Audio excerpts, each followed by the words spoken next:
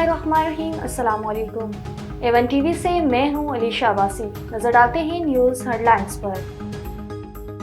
साबिक कमिश्नर लियाकत चट्टा के धांधली इल्जामात के मामले पर इलेक्शन कमीशन इंक्वायरी कमेटी ने टास्क मुकम्मल कर लिया।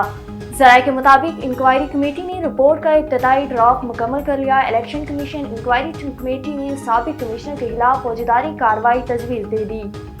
चीफ इलेक्शन कमीशन के खिलाफ इल्जामात पर तौहीन चीफ इलेक्शन कमिश्नर की कार्रवाई की भी तजवीज़ दी गई है। इंक्वायरी कमेटी ने DROs और रिटायरिंग अफसरान के बयानात को रिपोर्ट का हिस्सा बना दिया है।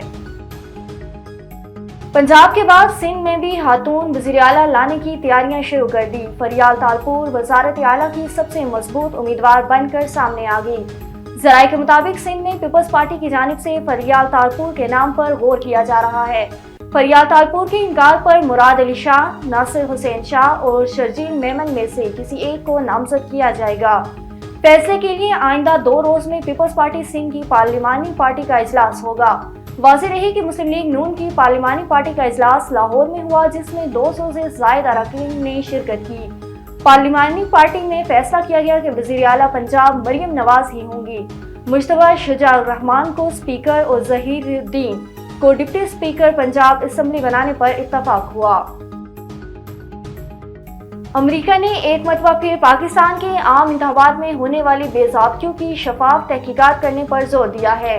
व्हाइट हाउस में प्रेस ब्रीफिंग के दौरान गुफ्तगू करते हुए मैथ्यू मिलर ने कहा है कि हालिया इंतखाबात में बेज़ाब्तियों की किसी भी दावे की मुकम्मल तहकीकात देखना चाहते हैं। पाकिस्तान में हुकूमत बनने से पहले इस पर तबसरा नहीं करना चाहते। किसी भी मुल्क में सियासी इत्तेहाद इस मुल्क का अपना फैसला होता है।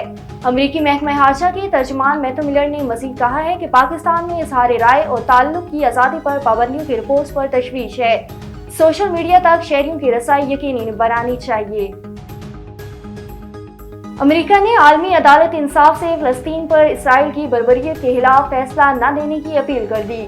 गैर मुल्की मीडिया रिपोर्ट्स के मुताबिक आलमी अदालत इंसाफ में अमेरिकी नुमाइंदे ने दलाइल देते हुए कहा है कि इसराइल को फ़लस्तीन के मकबूजा इलाकों से निकालने का मुतालबा करने के लिए सिक्योरिटी के तहफ़्फ़ुज़ात को पेश नज़र रखने की ज़रूरत है। अमेरिका इसराइल और फ़लस्तीनियों के दरमियान अमन और फ़लस्तीनी रियासत के क़याम के लिए काम कर रहा है। फ़लस्तीनी इलाकों से इसराइल का गैर मशरूत इन्हला नहीं होना चाहिए।